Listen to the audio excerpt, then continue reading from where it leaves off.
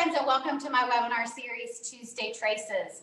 The purpose of the webinar is to show how the V1 pressure mat powered by Body Track is used. Tonight, I'm hosting live on site from Apex Golf Lab in Fort Wayne, Indiana. But first, before we get started, I want to show off this amazing facility. So I'm going to take my phone and I'm going to unmute myself. And can you guys see this video? Turn your camera on.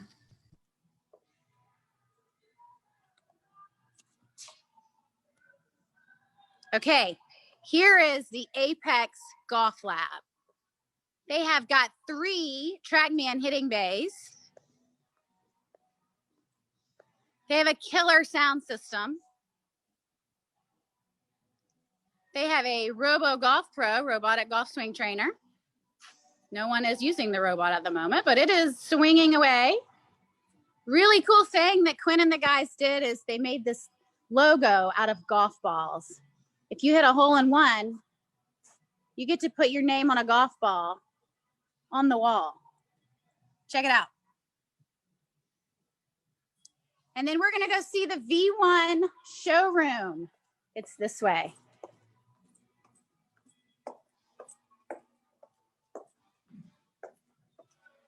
You guys are gonna see some cameras. There might be a little feedback, but I'm gonna show off the room.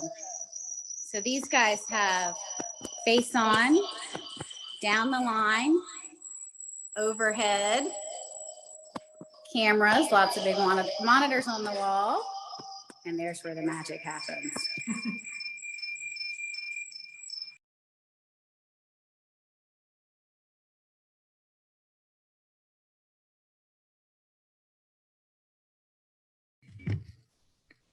Mandy, you have to unmute. Welcome to all the folks that have joined us via our Zoom webinar, and welcome to everyone tuning in to Facebook. You guys know the drill. If you have questions, please put them in the chat window. We will answer all of your questions tonight. The recording of this webinar will be emailed to everyone that registered. It will also be posted on all of our social media channels. Tonight I'm hosting from Apex Golf Lab. It's a super special place to me. It's a state-of-the-art golf facility in partnership with Optimum Performance Sports. This building we're standing in has a full-size basketball court, full-size weight room, indoor football field, and batting cages. Apex, like you saw on my tour, has 3 TrackMan bays, Robo Golf Pro, K-Vest, Body Track, and a whole showroom full of cameras. This is absolutely a place in Fort Wayne to come and have excellent golf instruction. Their mission is to elevate your approach, and they are doing nothing short of elevating the approach to the game. I'm really excited about bragging about my host tonight. The owner of Apex Golf Lab is Quinn Griffing. He is an extremely accomplished player. He's an exceptional golf coach. He is a mentor, and he is my friend.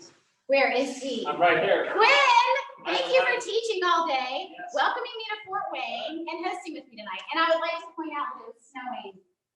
Sunday. The first time I came here, it was snowing, Right. and there were no doors on the building. It was pretty cold. It's freezing. Yeah, They right. were installing software in the Right. snow. Come a long And way. then last week it was snowing, Right. and I brought the warm weather from Charleston. Of course you did. So yeah, so that's good. All right, so Quinn, before we meet the amazing team that you have assembled here, tell us about Apex. How did it start? What is your brainchild? This is your brainchild. Well, this happened many years ago. I was teaching down on a golf course that a partner and I owned, and I got into, I've taught my whole career, but I got into full-time teaching, and I didn't want to be the teacher that gave 1 or 2 lessons. I wanted the teacher that could really develop a player. So I created this concept of Core 4. Core 4 would be, one of the pillars would be cause and effect. The other pillar would be limitation of the body. TPI, Dr. Greg Rose and Dave Phillips hugely influenced a lot of my teaching. And then the nutritional aspect, and of course, then the mental aspect. And so I tried to swim in all those lanes. And then I was fortunate enough to meet Dr. Russell here at OPS. And he represented a team that could help free me up in some of those lanes and let me just specialize in the lane I thought I was an expert at. So that's how it came about, and we opened it January 1st of 18. We all think you're an expert at it, by the way, Quinn. Clearly an expert. Okay, so you guys, I'm going to brag about them. I always say your pros should play golf. It's super important. Quinn is a player. Here are some of his notable achievements. He's had them on the Canadian Tour. He's played in 20 national PGA championships and 2 majors. This guy, he played in PGA Championship and the Senior US Open. I'm so excited to talk about it. He is a 4-time Indiana Player of the Year and TPI certified. He is definitely a player and a good one. Quinn, how has your time on the course helped your teaching philosophy? It's really molded completely because I saw the mistakes that I made as a player, and I knew I wanted to create a shortcut. So David Ledbetter has been pretty much my coach most of my career, and he really influenced me a lot too, as well as Dave Rose and Greg Phillips. But playing, if you can't know how to navigate the minefields, how can you teach what's in the close quarters here? So, you know, what we do here, like we're going into our winter months where we can really kind of work on cause and effect in the swing. We're not trying to follow the ball on the golf course. So we'll do that up until springtime. And then springtime, we'll spend a lot of time with the players. So our coaches here will take the players on the golf course and we'll help, you know, when they hit certain shots, we'll ask them, why did you hit that shot? Why didn't you hit the fat part of the green? And I think that's a lost art that I don't think us golf professionals do enough of. We need to go on the golf course with the players because it's interesting. If you look at a college coach, he's on the sideline and watches his players play. Baseball, I mean, you can go through the whole gamut of all these coaches that are very involved in their players. Well, golf is one of those sports where we're not. And I really believe that the coach needs to be involved. I think you got to be behind the scenes like we're here at Apex, developing the swing, the biomechanics, and then I think you'd be on the golf course, show them how to execute that. Awesome. And you certainly have the resume to be great at that. Okay, so with such an amazing playing resume, I know for a fact that you have a good luck charm. Also, everyone that tunes in we all make big jokes because I never ever co-host with someone that doesn't have really great hair. It started with Jake Thurm and then it went to Richard Hughes and all these crazy pros that give me a hard time about having really great hair. Anyway, I know that years ago in your 20s, you had a good luck charm / hairdresser, and you actually got into a routine where you went and got your hair cut before every tournament or some because she was your good luck charm, and it was a little bit of a superstition maybe? We all are that way. You know how we golfers are, and we all know that in our audience. So you go out one day and you're marking the quarter heads up and you're making all the putts. The next probably month, you're going to mark everything with the heads up. So we're screwed on like that. But no, I met my wife in Florida, and I met her. She graduated from Texas A&M with a cosmetology major. And I went in this boutique to get a haircut. She gave me this haircut. And I went out and won a tournament the next day. And so, you know, about 3 weeks later, I go, hey, my hair's pretty long. You know, I'm going to see that one girl. Like, I think her name was Francine, gave me a haircut. I went out, I got another haircut, won it again. I go, this is a no-brainer. I can win tournaments. I get free haircuts. I'm going to marry this. I love it. Perfect. And you did marry her. And you guys are, how long have you been married? 38 years. 38 years. That's pretty amazing. My question was, is there a correlation between your success and the support from Francine? Well, 38 years. Sure. Any kind of successful male or female, they have what I call the shadow. The shadow is the significant others because they support them. You know, us golfers are wacky. You know, we practice at weird hours. We do weird things. We talk in our showers about how great we are and all this other stuff. So you got to have a spouse. You swing your golf club in the bathroom in front of the mirror? How many? I know everybody watching does that. Swings the golf club. We're not wired correctly on that, but yeah, a supporting cast. You know, like, and that's what we do here so well at Apex. We got a team because if you're going to be successful in golf, you need a team. You need that person. Again, on staff, we have Sarah here. She's our nutritionist. Then we got Ellie that does our TPI training here, and of course, I got just wonderful teachers here. And then we kind of dabble a little bit in the sports psychology, and we have Dr. Bill that does the majority of the sports psychology. So we really have just a great team here. And again, we can focus on the area we're really an expert at. Tell me about when you joined the V1 family. Oh, that was awesome. So in about 2010, I decided I wanted to really start teaching full time. So I went out there and looked at JC Video and V1. They were the primary in the industry. And what struck me about V1 versus JC is the friendliness of the software. And then I could draw. I could feel like I was my grandson. You know, I could draw all these goofy things on the screen. And so I bought into it, and it was the best decision I ever made. And so when we built this place, I knew for sure that I wanted V1 in here. We bought this V1 bay. As a matter of fact, your company designed.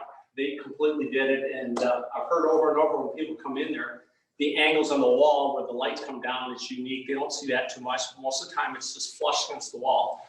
So we bought a 4-camera system in here, and the 4 cameras, I've always dreamed about the ceiling camera because I've never had that, my old system, because it was a 2-camera system. And I love the senior camera because you can see the center of the head. You know, front, you can see pressure shift, whether they go back and forth and down the line. You can see loosened spine or the extension. And behind you, you can see whether you're driving that weight to that lead heel when you transfer the pressure shift. So this is just great. And like these cameras are 240 frames a second and they're low lighting. So I can see KB's just got stupid speed. He can get the driver up to 130 miles an hour. Well, I can literally, if the frame catches it right, I can see the ball leaving the face crystal clear, which is amazing. And so it's the lighting, it's the camera, it's the tech. And then when Matt came and installed this, he just did a phenomenal job. He did everything behind the walls. You don't see wires hanging all over. So we're really fortunate. We're really blessed to be able to build this the way we did. And then over with the robot, we got a 2 system in place, down the line, in front of the line. So we can show when somebody's doing something on the robot, they can see all the angles. Because all this tech is phenomenal, but still we learn by visual. Yep. And slow moving. You can see it so slow. You got it. You have to learn by visual. Quinn, thank you for your testimonial, because I just yesterday told somebody that we can absolutely see the ball coming off the club when a player hits. So thank you for justifying my sales process, especially with my bro over here that swings at 130 miles an hour, which is crazy. Which leads us right into your team. I'm super biased. He's one of my family members, but tell us a little bit about your exceptional team. We'll start with KB, but I know you've added a couple other members. Well, yeah, so KB, I was just so blessed that our path crossed up in Chicago. And matter of fact, Francie met him, and after we had pizza, because you gotta have pizza in Chicago, that's an obvious. And she said, you should keep an eye on him because I think he's worth hiring. I said, well, honey, he's got a job. No, keep an eye on him. So long story short, KB's been down here since September of last year. He's just phenomenal. He brings great energy, just really responsible young man. He's got a hunger for the game. That's about KB. Probably one of the most athletic kids I've taught, because, you know, KB comes from, I'll let KB get in, but he comes from a baseball background and fell in love with golf. So he's really good because on this campus, baseball is huge. We've got 4 diamonds outside that have AstroTurf in the infields. You know, they've spent about $8 million in these fields outside, and then inside they got, you know, great practice facilities. Then I got Wyatt Larkin, who graduated from Kennesaw State, was a top 100 amateur player. He fell in love with a girl locally, so he moved out of Georgia, came here, and now they're expecting their first. And Wyatt comes from a really accomplished background as a player, and he really has a really mature head. So I talk to my adults a lot about maturity. So you have this young man who comes into your facility, he's 15 years old. So his biological age is 15. His skill set age might be, say, 14 or 16, whatever it is. And then your mental age is the age that I look for with a player. So if you have that, Tommy comes in, he's 15 years old, and his swing age is 15, but his mental age is 18. That kid is going to be a trendsetter, without question. White struck me that when I first met him. Just very kind of a wise old man in a young body. White's only 24 years old, and he's kind of coming off kind of a little bit of an injury, and he's training. He's definitely going to be a force next year in our section, in the S section. And then finally, Callahan Nelson. Callahan I've taught since he's been 8th grade. So Callahan was All-State all 3 years in high school, and then played college golf at Miami, Ohio, and then transferred over here to Purdue Fort Wayne his last 2 years. I mean, he's just the most likable young man you ever could imagine. And he's so knowledgeable about the game. What I forget sometimes, I'll walk by and I'll hear him talk. I'll hear him say things. I go say, I never had that knowledge base at 23 years old. But he's been playing golf since he's been 3 years old. I've been working with him since he's been 8 years old, 8th grade. He's always a kid that would ask me questions. So it's no surprise he has the knowledge base he has now. So we got 3 just wonderful, wonderful teachers. It just makes my job so much easier. Okay, so 2018, when you met me, what would you guess my mental age was? Your mental age? When I was doing like she's not holding that club, so I'm not saying. Arabesque in the football field. We won't talk about what Quinn says my mental age is, nor my golf knowledge age, really. Okay, so tonight I'm really super excited. I love Tuesday Traces. I love hosting these things. I love the folks that join us. I love my team that helps me. But tonight I get to do it with my brother, my guy, my best buddy. I'm super excited. So Blanchard. On paper, we are first cousins. We have always been way closer than that, more like siblings. He's one of my absolute top 5 most favorite humans on the planet, and he is Quinn's apprentice, and he has become an extremely sought-after golf coach in the area, like Quinn said. Thank you so much for joining us. Yeah, I appreciate you guys having me. I'm really excited to be here. So tell us how you got into the golf industry. So I got into the golf industry kind of right after you jumped into the golf industry. Saw you enjoying it and having so much fun. So I kind of followed a little bit in your footsteps. Always played golf growing up. Originally, first love was baseball, but then I transferred into golf a few years ago. I was working up in Chicago, and that's how I came in contact with Quinn. They met through some mutual friends, and that's how I got hired down here. Been here for about a year and a half now. Well, we really miss you in Charleston, but yeah, you're definitely thriving. Oh yeah, definitely. For sure. Earlier we spoke about Francine and how she played a huge part in Quinn's successful career. I know, KB, that you also have a good luck charm, or really more like a guardian angel watching your golf career. He's special to both of us. Yep. Would you like to share the impactful memories of playing sports with your dad had on how you chose your career path? And did he impart any wisdom? Yes, big time. So wisdom, I think one of the main things my dad gave me was my work ethic. So I definitely have very strong work ethic, and Quinn can probably attest to that. So that's probably the main one, and then that kind of has blossomed into carrying me through golf and life and everything. Yeah, you definitely do everything at 110%. That's true. We have a saying in our family that we say, we actually have shirts made that say burning daylight, and Kevin, KB's father, started it. It means you start moving and working from the moment the sunlight hits. Yeah, don't waste your time. Don't waste time. KB absolutely does that. I hope I do that as well.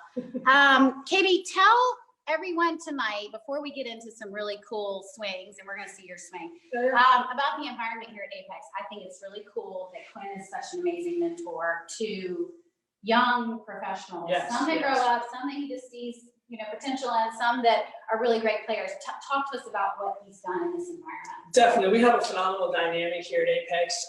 We kind of look at it as like a co-collaborative environment. So if one of the head instructors is out of town, one of the secondary instructors can just pick up right where they left off and continue working on those swing flaws and techniques.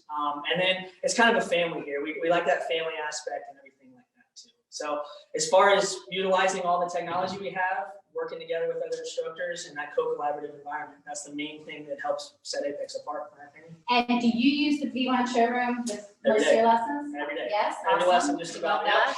We love that. We love that. Okay, so everyone's tired of hearing me talk, I'm sure, and want to see some golf. So we're gonna do some screen shares in V1 Pro. We're gonna have Quinn talk to us about how he teaches with the mat. We're going to get to see some really good golf swings, I think, because KB is a rock star.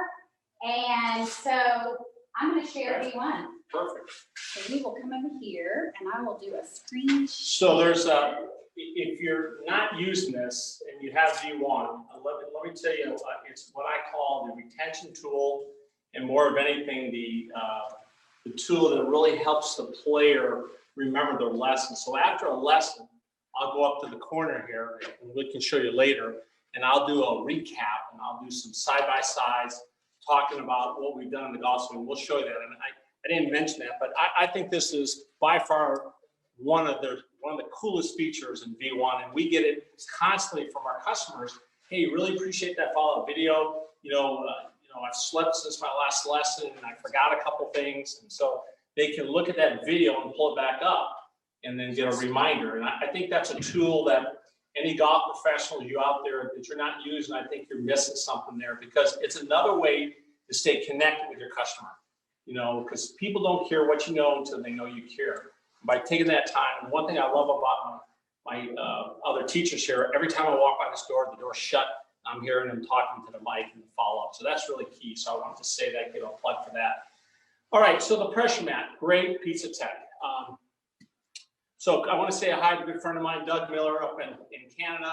Doug knows Terry, who was kind of the inventor of the body track, and he introduced me to Terry about 6 years ago, Doug, I think it was, in your golf shop there in Mount Hope. And so I've talked to Terry on the phone a fair amount, and he's helped me navigate some of the pitfalls and the minefields of this. But what I like about this is we always talked about weight transfer. Okay, well, Terry kind of came up, and a lot of great teachers are talking about pressure shifts. And as I got involved with it, I realized pressure shift was the key on this. So one of the first things I do when I get, we do an evaluation when the customer comes in, a potential customer, we're bringing in the V1 room, we'll collect some V1 data, we'll collect some body track data, and we'll collect some track band data. So then we kind of know exactly what the healthiness of this player's game is at this time. And then because of all our programs in here are customized.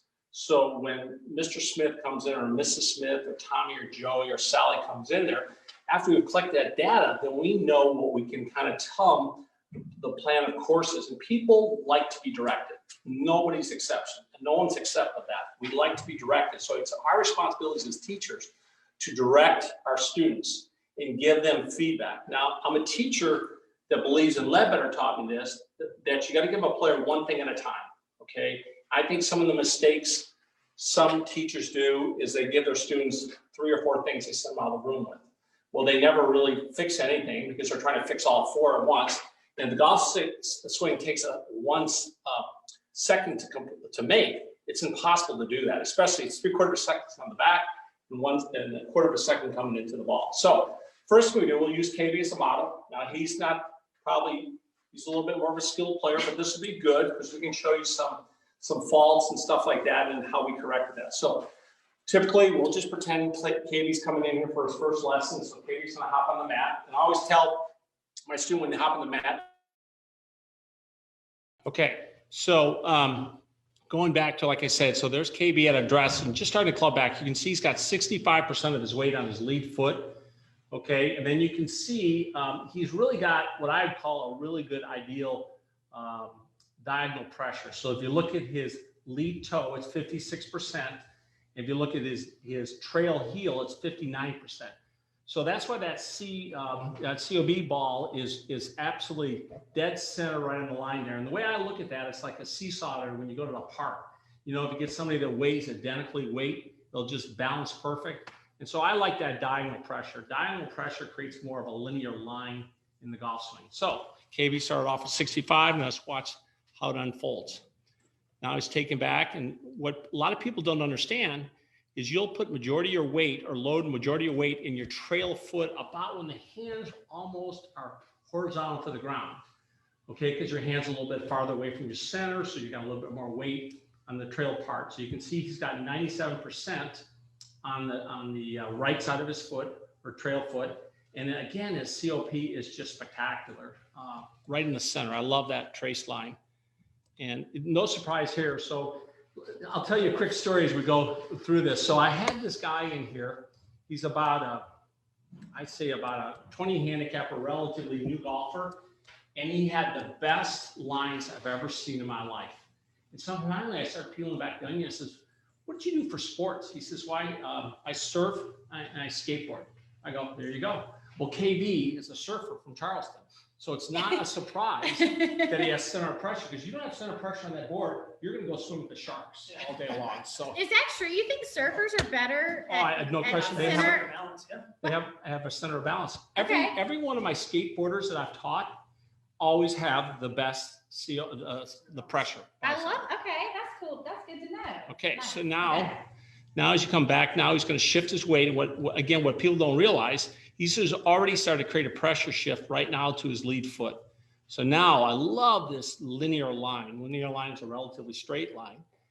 And if you saw somebody that would we call early extension, would have, you know, kind of this in the golf swing coming down through the ball, you'd see a lot of the weight going to her up on top.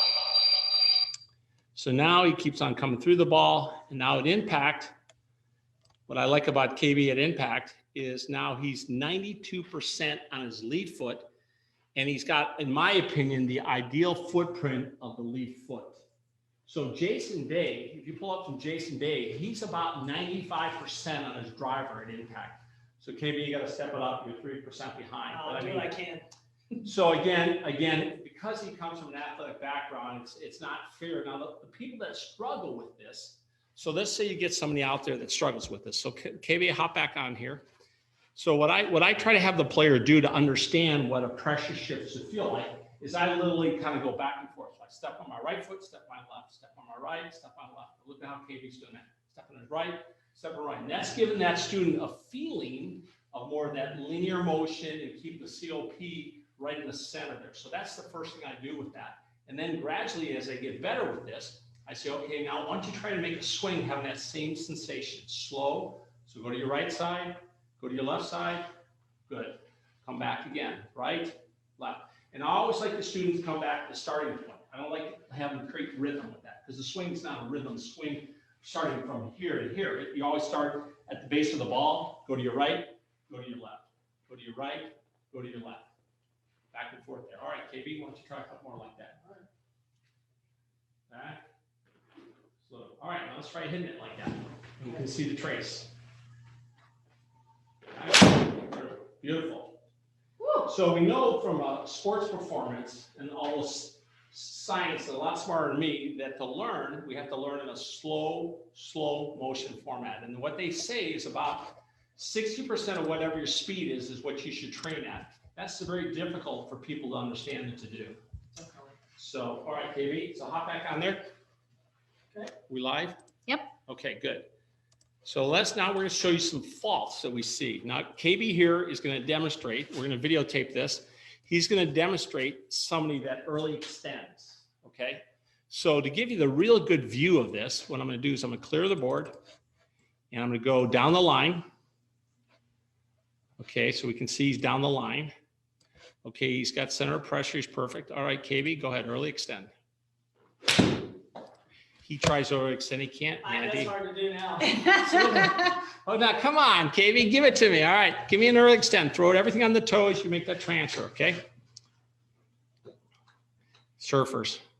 You're trying to make him do it wrong? I'm trying to do it wrong, yep. Okay, go to your toes. Okay, so you can see a little of that. You can see he did a little bit of that. So, and you know what I'll do for my clients to see is I'll take this box. I use these tools are so fabulous. And then I'll draw a little box around his back of his glute, right to his front of his knees. Because what you'll see, in my opinion, the hallmark of really good players that have really good linear line, their bodies will stay inside that box, okay? So now you'll watch KB here. He'll take it back.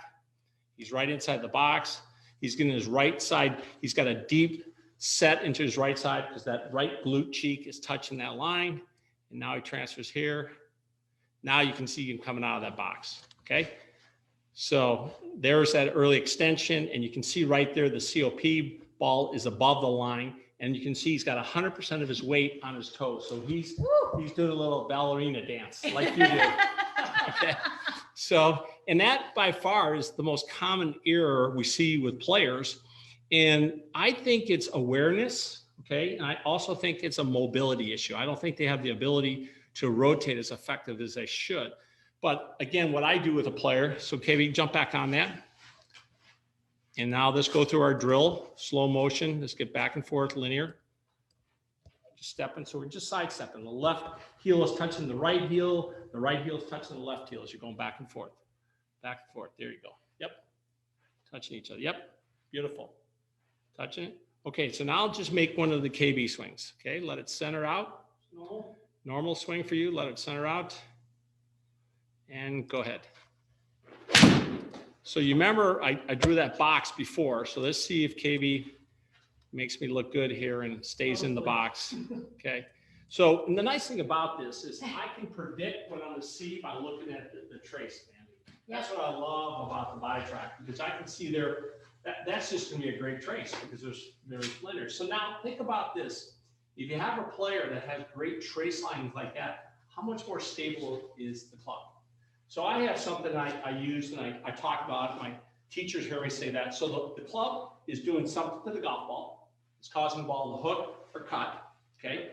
Mm-hmm. Okay, the face is causing that. What is the body doing to the face that's causing that? Well, it's the body is influenced where the face is pointing. So the better we control our body, the better we control our face. Now, there are the rare exception players out there that have tremendous hands, Freddie Couples. I mean, the list can go on. There are great players that have really good eye-hand coordination, but when you're teaching most players, they don't have that skill set. So you want to have the body squaring up the club, So let's take a look at KB on this one. Taking it back, he's staying. Now look how deep he gets in there. Look at this side right here. Look how deep he gets into that right side. I mean, he really got a deep squat into that right side. That's a great way to explode. And you can see his pelvis has kind of gone up about 10 degrees because at address, his pelvis is horizontal to the ground. So that would look like if I was standing here, okay, as I go back, my right side is going to go up and load into that right side. And then as I come through, it's going to work up as well as I'm going through the ball.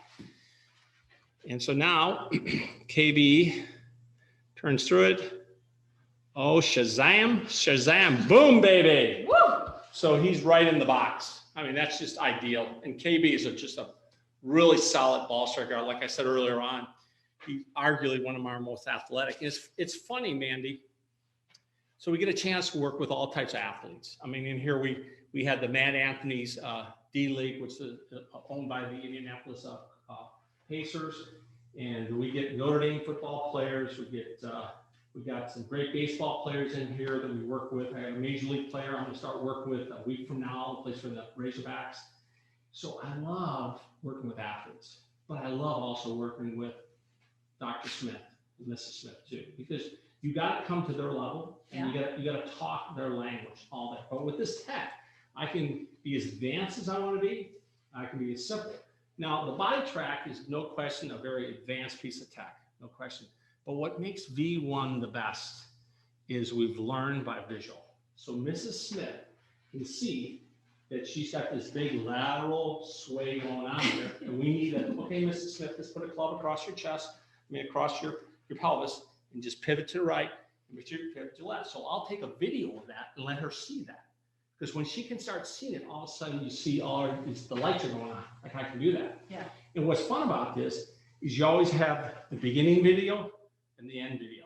And then when you send it off to them, they're just amazed. I can't believe that was me. I was doing all that. So I gotta say, I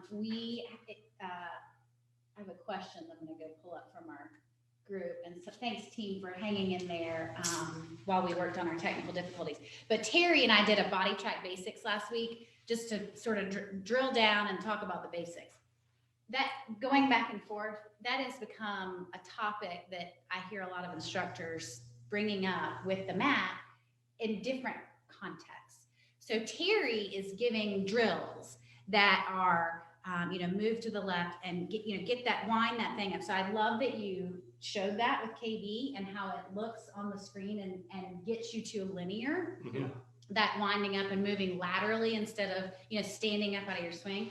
Very cool. Thank you for saying that. And do you have drills? Do you have the step drill? Do you offer? Oh yeah, KB can show some step drills that we do on that. Absolutely.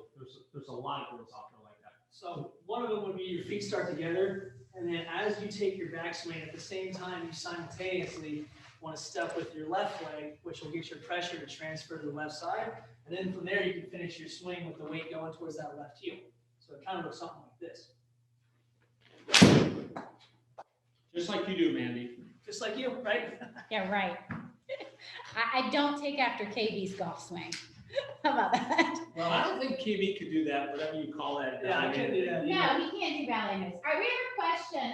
Quinn, what is your ideal weight distribution at impact that you try to have your average golfer strive for? And we get asked this a lot, and I know it might be different for girls and boys, might be different for different clubs. Sure. What are your basics? Before I answer, let me say this, because there's not one set impact number. Okay, you take a guy like Justin Thomas, his weight's back on his right side. I mean, you watch Justin Thomas, he's on his toes, he's shifting back, and his weight's coming. But he has such a quick, fast twitch. That's where he creates a speed on that.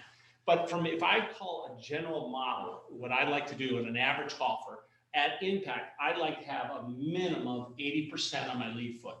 And I can remember when I was working with Ledbetter, still do, but David would always say, hey, we want to feel like the majority of our weight's on the lead foot. So he gave me this drill a long time ago. And all I would do then is I'd make a swing. When I hit it, then I would stand up. I'd get myself to feel my weight was on that left side there. So that helped, because most players are back footers. Back footer would be somebody when they make contact, they still got the majority of the weight on the right side.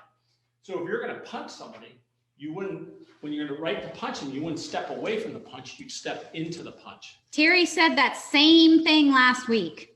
Yeah. Go with it. So Gary Player, who's the Black Knight, I mean, I grew up listening to this. Gary would do drills of what he called the walkthrough. So Gary Players would be like this. Just walk through the shot. And that gets a player to try to get more weight on the right side. And as long as you're getting your weight into that trail foot, you're loading up. I like to see about 80% of my trail foot, and I like to get about 80% of my lead foot. 80%. 80%. Because I want to load it up, Transfer the weight. and then I want to deliver the energy into the ball and through the ball. When are you moving that weight? Well, I'm moving that weight with my hands to about right here. So as I'm taking that club back, remember I showed you in KB, I got about a majority of my weight right about here. In KB had about, I think about 85%. And so as the club starts going back more, we're already starting to make the pressure shift. Because you see the real good players, when they get up to the top, you could see a frame, the frame's going this way, the hip's going this way, the frame's going that way, hip's going that way, frame's going this way, hip's going that way. So they're already starting that pressure shift. Yeah. Because then it initiates, because they're using the ground force, they're loading the energy in the ground, and they're leveraging off the ground. Because the kinematic sequence always starts in the ground and works up. Can we see that 80%? I blew up we have had a lot of Tuesday traces, but never with a big screen to really see the numbers. Yeah, KB, can you show us 80? Yeah. KB, hop on there. All right, I'm ready. I made this graph really bigger, really big, much bigger. All right, so we'll take a look at KB. And again, you people that use this, I really think it's important that you keep it simple to your customers. Don't complicate it, and just use simple drawings. T for toes. That means anything above this line of toes. Everything below here is heel. Okay, and then I just put this. Make simple. This is our lead foot. That's our lead foot right here. Make it as simple as that. So KB again, at address before he starts his backswing. It better be 80, KB. So 59 on his lead foot, which is just textbook. You know, it's amazing. So here's a question. What do you think the number needs to be at address for a driver? For a driver, I'd say a little more on the lead foot so you can get loaded into the right side. So I'd probably say 65 For a driver? for a driver. So are we hitting up or down on a driver? Well, you're right. You're heading up on a driver. So I like to give my player, especially my novice golfer, to set more weight on the trail foot so that gets them to hit up, and then I just work on them transferring that weight through the ball on that. So, but there's no wrong or right. What you have to do, and Greg Rose and Dave Phillips taught me this at TPI, is everyone's different. You got to understand the mobility and the stability of the body, and then you build a swing around that. There's no cookie cutters in golf, and I think for so many years we were cookie cutters. We're trying to like swim like Adam Scott. Mm-hmm. And that's not, I mean, look at Matthew Wolf. I mean, holy moly, would you teach that? I don't know if I could, but I mean, he's very effective with it. So somehow his coach knew that worked. And kudos to him that he did that. But so with KB, let's go here. Let's go here now. Look at you. He loads all that weight. He's 100% his trail foot. And just like we talked about, Mandy, his hands are not just short of parallel. Now watch how the pressure shift changes now as he gets up to the top. About right here, he's shifting down. 22, loading it up. 88. Look at that. 81. 93. He doesn't know what 80 means, man. Yeah, 80s. Yeah. That's suffering. 95. There's Jason Day. And Dear again, Lord. now the only thing I think him trying to compensate there, he had a little bit more weight biased toward the toe. I never like to see on my lead footed impact, I want it on the bias of the heel. Yeah. The heel's the king, because the heel is that's where I push off. I push off with my heel. That's how I use the leverage of the ground off the heel. I can't use the leverage of the toe. If I use the leverage of the toe, I'm going to thrust my hips toward the target. Yep. Now, there are exceptions. There are some exceptional players that can get away with that, but we're talking, the 95% of players, you want that transfer of your energy going to that lead heel. It's like a Bryson thing, right? You gotta put your toes out the way. Yeah, that's right. That's right. But Bryson can't swing like that. Hey, I'm getting a His toes out the 49-inch driver, Bryson. I'm coming after you. You can do it. That brings us to, if you're new tonight, you have never heard me say that. If you've watched, you have definitely heard the hashism. Toes are your brakes, the heels are the accelerators. So absolutely get off your toes. I always think about raising my toes in my shoes. And I've had a couple of instructors talk about taking their shoes off. Have you ever had folks take their shoes No off? question. Yeah. Taking the few is just huge. Harvey Pennick, who's just a legendary teacher, taught Tom Kite and Ben Crenshaw, would have his players play in with no shoes on, because you create more of a connection to the ground. No question. I love that. I think these shoes, and I think that's why shoes have gone softer. I mean, FootJoy, when I first started playing with it, I felt like I was putting a cast on. I mean, the leather, and you tighten it up, your foot couldn't even move. Now there's a little bit more mobility in there. I don't know the science behind it, but it definitely seems like it's better. Yeah, I think that's a cool thing to do. I was doing that one night during a trace with my mat, and nobody could see my shoes, but I was just practicing along. The other drill that we keep talking about is the tennis ball drill, to actually put something under the mat. Have y'all ever done any stuff like that? No. Well, the one drill we'll do, not underneath the mat, what we'll do is we'll put a ball here. Yep. Right there. Yep. And then all we'll do then is we transfer, go here. And then also we have in our library, we got so many of the right guidance. I think our industry's got $1 billion of the wrong teaching aid and about 10 million of the right teaching aid stuff. So you just got to know how to problem solve that. But here's what I love, this little wedge. We just put it right there, put the ball down, and you'll see if Mandy takes a video of me doing this, my pressure, where now when I come back, I'll be just biased on my heel. Wait a minute, you So went, here, you hit went one too more fast. first, Quinn. You went too fast. Sorry. You drive. All right, go ahead and center it out. 3, 2, 1. Okay. Okay, so he'll have it was a little off center, but most of his weight will be on that left hand heel through the, where'd it go? You gotta hit the stop there. Duh. Long dead. Yeah, we lost it because it was. Lost it because it was, yep. But you can see all that weight. Once on you the do heel. it, KB, I'll get it going.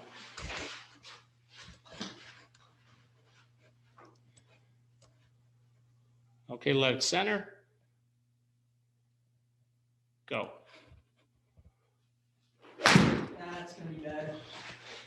See, even surfers hit bad shots. Lost my balance because you put that wedge under my foot. Well, I don't know That's the if right everyone key, can though. see, we have got a ball under. But look at, here's the point of the wedge. Look at the weight. Yeah. Look at the weight impact. And this is a great drill for you viewers that are looking out here, is just put a ball where KB's toe is, and it gets his toe up, okay? That's a great drill. Look at this weight and impact, 90. Another drill that I'll have my students do, Andy, without this, if they want everything, is I literally just have my student take their left toe at a dress, lift it off the ground. So it looks like this. Okay. And then I'll just hit the ball like there.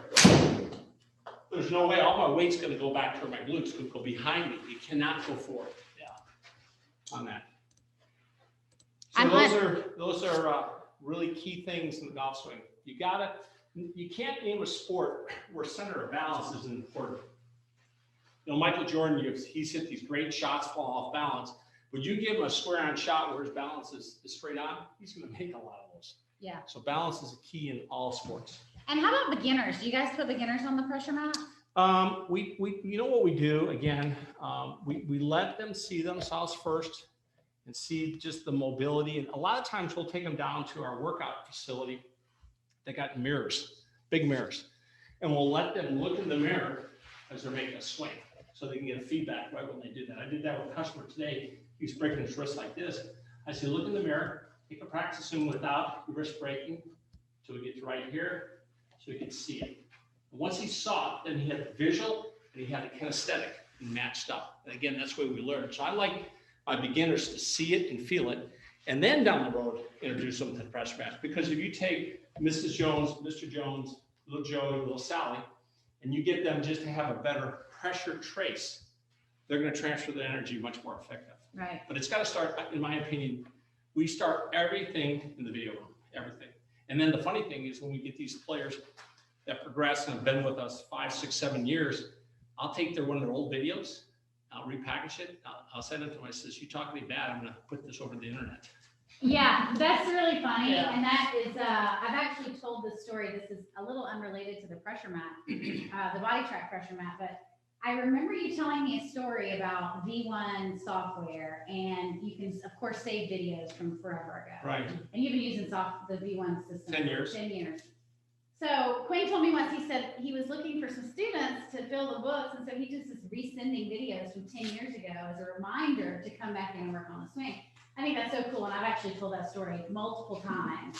Because people say, well, how did the videos actually store? I'm like, oh yeah, we've got swing videos from 25 years ago from students. We just put a 10 terabyte, Mandy, we just put a 10 terabyte into our machine because we exasperated our 4 terabyte. Because then you have to have the video. You have to have all those videos. You got it. It's relative data. And again, people like to see, so Johnny comes home with his report card, shows mommy he got an A, B, C. Now, the next time he comes home with a report card, he shows mommy he's got an A, 2 B's, and no C. Next time he comes home, he shows 3 A's. Well, you got to remember the past influences the future. So if you look at the past, it humbles you a little bit, and it also shows you a timeline of progression. Sometimes we get students in here that get a little impatient. I go, hey, let's go through the timeline, the date. Okay, we started you here at 18. Here's what you look at 19. Here's what you look at 20. What do you think that's going to need? Any shortcut? Did you guys go look at Cal's videos? Oh, Did yeah. you pull them up? Yeah. So he started with you in 8th grade. Now 8th he's grade. teaching here. That's Yeah. pretty cool. We'd like to see that before and after, right? Yeah. That's really neat. Okay, so Quinn, you mentioned to me earlier a little bit about the other graphs in the software. I'm a beginner golfer, so the other graphs are a little bit over my head. But can you talk to us a little bit about the DVF, which is dynamic vertical force? I know we want to share the screen again. I'm going to table that one. I'm not going to jump into that one because Just velocity? yeah, well, Okay. because, you know, this, I think this is a lot for a lot of the viewers right in here. And I don't want to lose them on this. This is great, by the way. And this is where my whole brain's been around biomechanics and force because, you know, everything's about power right now.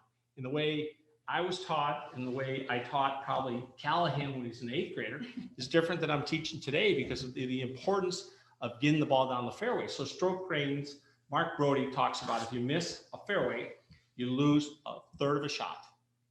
Only a third of a shot, okay? So they're on stroke games right now. Jim Furyk's leading the tour in driving accuracy. He's like 148th in scoring. Bryson DeChambeau is like 150 in driving accuracy, and we know the history of that. He's low in scoring. So it's becoming a power game. Mm-hmm. And so, you know, using these force plates and all that are just huge. And so another thing that we'll do to give our players, and KB does this, I've seen him doing to the students, is they'll have a student jump through up. So why don't you demonstrate that through Impact, KB, for us? Yeah, definitely. Okay, and I'll let you know when you're ready. And go. So you can see, just without jumping into this force plate, where he created all his energy right there. So that, look at the peak on that. He's blown off the ground. So you want, right after contact is you're coming just off that peak. So that's the force. And the higher that peak is, the more he's leveraging the ground on this stuff. So he's leveraging at 335. That's like huge. That's just huge for a player like that. You get little Johnny, he might be 15 or 20. So these jump drills we'll do, I'll use with my students where they can see how to explode off the ground. That's so cool. That's so fascinating. We did a trace diagnosis with Alex Clapp, and he's working with Leon Fricker, China tour player. 6'5", this guy, huge, ginormous kid. Yeah. And he has extremely different traces between his irons and his driver, and he actually jumps with his driver. Yep. And nobody ever knew it. Nobody could see it until they put him on pressure. Sure, you can see all that. It was so cool. So And again, cool. that's why there's not, again, getting back to, there's not one way to teach, because myself as a player, I don't want my heel coming off the ground impact. I want my feet to be married to the ground.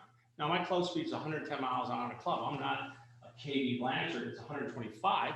KB, when he first started coming, he came from long drive background. So, I mean, his toes were all over the place. So we've tried to get him a little bit glued, but his dad, Kevin, did something, I don't know whether he's cognizant of it, but he trained a fast twitch in the right zone. So the way I describe that, if you train a player in the fast twitch zone, it's like you give me $1 and I'll give you $3 back.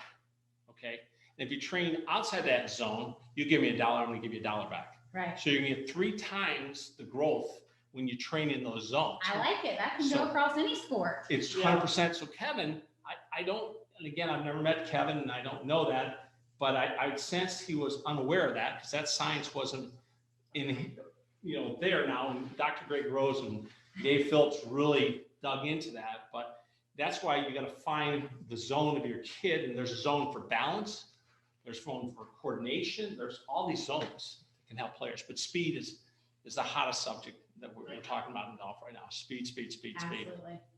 So, are you using that dynamic vertical force graph? Are Yes. you talking Yeah. to it? to Yes. students? Yep. Okay. That's awesome. I try to keep it simple because again, I think the thing you gotta be careful with all this tech.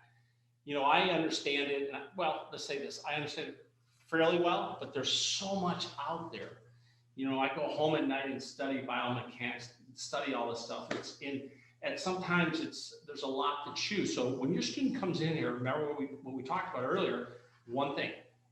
Okay, you start showing them all this information, they're going to come out of here with 27 different things and they've accomplished nothing. Matter of fact, you've hurt your students, you haven't helped your student. So I think more of this information should be used for your eyes, and I wouldn't be explaining that to anybody else. Now I'll explain the body track because I think it's self-explanatory, and I'll do this definitely The pressure with my mapping. pressure map. Yeah. I do that with my better players, Awesome. no question about it. So we only have 3 minutes left, but we've never shown a pressure trace with an overhead camera. Let's do it. I gotta see it. Yep. I gotta see it. I know my team's probably wanting to see it. I don't know if our audience does, but I want to see it. You got it. Let's see. Let's get the camera going here. Uh-oh. I can see it on something's. There we go. No, That's the behind. no, it's not popping up. Somewhere we got it up on top. But we're not good there. I might have it. The Zoom might be messing it up, but. Okay, so KB, why don't you just make a swing and see if we can catch it off here. I'll end this out there. Okay, 1, 2. Nope, it's not gonna let us do it. So somehow, Dang. so let me go out of here. The troubleshoot button. See, it's one thing I have all this tech, it's another thing to problem solve. This is where the fun begins on this stuff, so.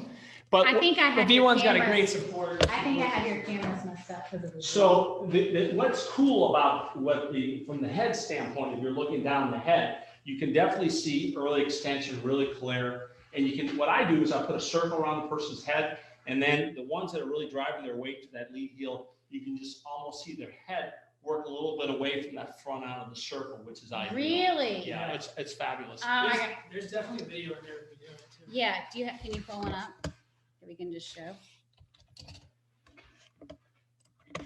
Hang with us, folks. This is gonna be cool.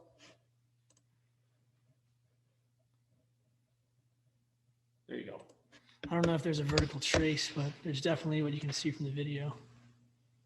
So so what I would do is I'd put a circle around this person's head, It's probably not a good swing. and like here. And of course, we know on an iron swing, we'd love that left ear to return to that circle. I like my forehead to work just slightly away from it, because then my pressure's moving back to the back part of my body. And then with the driver, I'd like that left ear to work a little bit away from that circle as well. So that'd be the ideal position. So That is so cool. I was working on something there, but. So you can see right there, you wonder if that player's getting out in front of the ball there. Of course he is. And if that player gets out in front of the ball in that position, most of the times they're going to flip at it to recover because their club's in front. Now, I could have a player like that if they played in a bunch of wind. They'll come out there because you're going to drive all your way to that lead side to drive the ball over. That is so cool. It's cool stuff. That's awesome. I love the room. It's great. I love the room. I love the lights. I love the pros. I love the facility. Thank y'all so much. Yep. Thanks We for are having at us. our hour, I think. Yeah, we are at 8 o'clock. So a whole bunch of people joined us tonight, and we will share the recording with everyone tomorrow. Quinn, thank you so much for Absolutely. your time. KB, Yep. thank you so much for your time. Thank you guys. Appreciate everybody for watching. Thanks for tuning in. We'll share the recording tomorrow. It will be on all the social channels. Go follow Apex Golf Lab, and if you're anywhere near Fort Wayne, Indiana, come see my guys. Thanks, everyone.